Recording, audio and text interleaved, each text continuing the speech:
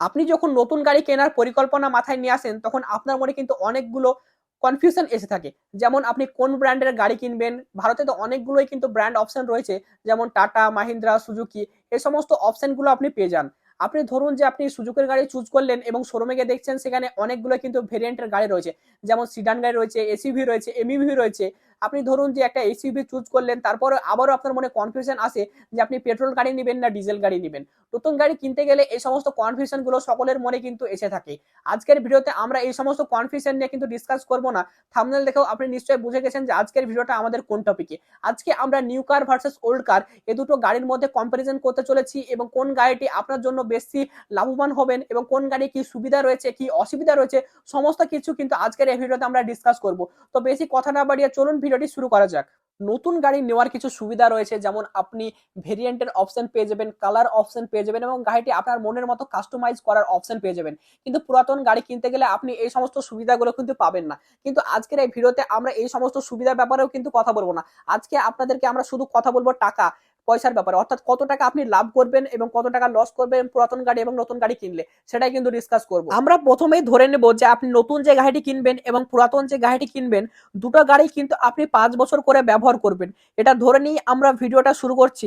আপনি একটি নতুন গাড়ি শোরুমে গেলেন এবং 10 লাখ টাকা দামের একটি গাড়ি চুজ করলেন এবং গাড়িটিতে আপনি 1 লাখ টাকা ডাউন পেমেন্ট দিবেন বলে ঠিক করলেন এবং বাকি 9 লাখ টাকা আপনি 5 বছরের জন্য ইএমআই করবেন। তাহলে আপনি যদি 9 লাখ টাকা দামের গাড়ি চুজ করেন এবং আপনি নতুন গাড়িতে অনায়াসেই কিন্তু আপনি 10% ইন্টারেস্ট রেটে যে কোনো ব্যাংক থেকে কিন্তু আপনি লোন পেয়ে যাবেন।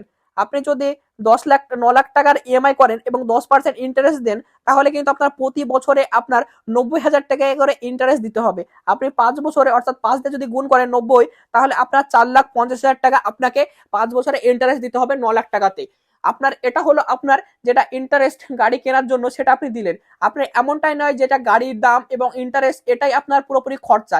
এর সঙ্গেও আপনার কিন্তু সার্ভিস কস্ট, আপনার পেট্রোল ডিজেল সমস্ত ক্যালকুলেশন যদি আপনি করেন, তাহলে 5 বছর পর আপনার গাড়ির ভ্যালুয়েশন দাঁড়াবে আপনার 18 লাখ টাকা। অর্থাৎ এর মধ্যে আপনার ইন্টারেস্ট যুক্ত থাকছে, প্লাস আপনার এর সঙ্গে যুক্ত থাকছে আপনার পেট্রোল, আপনার পেট্রোল গাড়ি হলে পেট্রোল বা ডিজেল, তার সঙ্গে আপনার যুক্ত থাকছে আপনার গাড়ির সার্ভিস কস্ট। এই সমস্ত ক্যালকুলেশন যদি করেন, তাহলে আপনার গাড়ির 5 বছর পর ভ্যালু দাঁড়াচ্ছে, আপনার ভ্যালুয়েশন দাঁড়াচ্ছে 18 লাখ টাকা। এবং গাড়ি আপনি কেনার সঙ্গে সঙ্গে আপনি যখন বাড়িতে নিয়ে যাবেন, সঙ্গে সঙ্গে কিন্তু আপনার 10% গাড়ির ভ্যালু কমে যাবে। অর্থাৎ আপনি যদি 10 লাখ টাকা দামের গাড়ি কিনেন, তাহলে সঙ্গে সঙ্গে আপনার বাড়ি নিয়ে যাওয়ার পরের দিনই কিন্তু গাড়ির দাম হয়ে যাবে 9 লাখ টাকা এবং 5 বছর পর গাড়ির দাম হয়ে যাবে 50%, অর্থাৎ 5 লাখ টাকা। অপরদিকে আপনি যদি পুরাতন গাড়ি কিনেন এবং পুরাতন গাড়ি কেনার পরিকল্পনা নেন যে আপনি একটা 3 লাখ টাকা দামের পুরাতন যে কোনো একটা সিডান বা এসইউভি কোনো একটা গাড়ি নেবেন, তাহলে আপনি যদি 1 লাখ টাকা ডাউন পেমেন্ট করেন সেক্ষেত্রেও তাহলে আপনার 2 লাখ টাকা আপনার লোন হবে।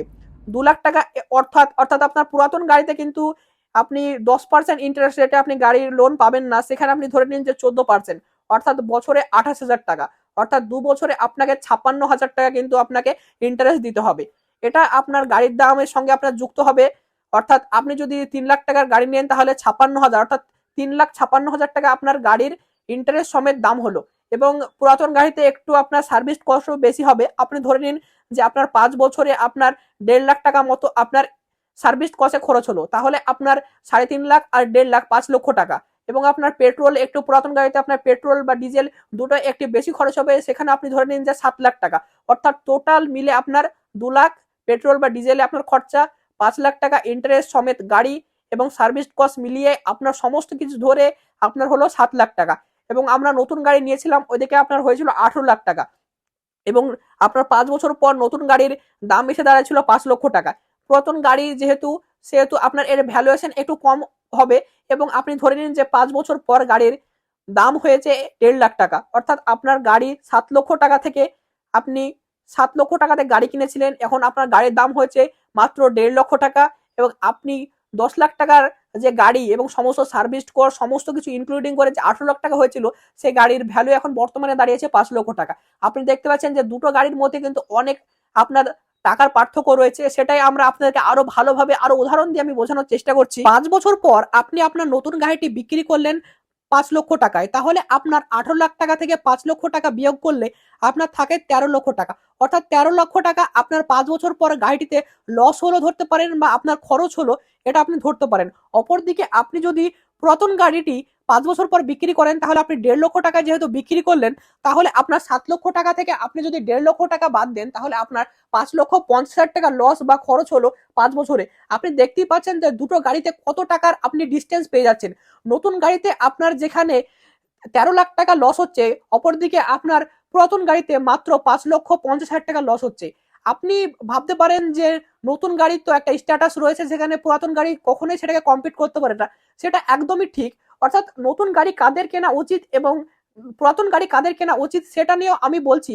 যে যারা আপনি দেখুন যে আপনার ফাইন্যান্সিয়াল কন্ডিশন একদম ঠিকঠাক রয়েছে, আপনার ইএমআই দিতে কোনো সমস্যা নেই, অর্থাৎ আপনার অন্য কোনো ইএমআই অলরেডি চলছে না, সে সমস্ত ব্যক্তিগুলো অবশ্যই নতুন গাড়ির দিকে আপনারা যেতে পারেন। কারণ নতুন গাড়ির একটা আলাদাই আপনার মজা রয়েছে, যেটা পুরাতন গাড়ি আপনাকে কোনোদিনই দিতে পারবে না। আর পুরাতন গাড়ি আপনার একটা খুবই প্রয়োজন। যারা বাইক থেকে নতুন একটা গাড়ি কেনার কথা ভাবছেন যে আমি একটা বাইক, একটা 4 চাকা গাড়ি হলে হবে, এবং যারা বাইক ব্যবহার করতেন তারা একটু ফ্যামিলি বড়, সেজন্য আপনি 4 চাকার দিকে মুভ করতে চাইছেন, তার অবশ্যই পুরাতন গাড়ির দিকে আপনারা যান, সেটাই আপনাদেরকে বলবো।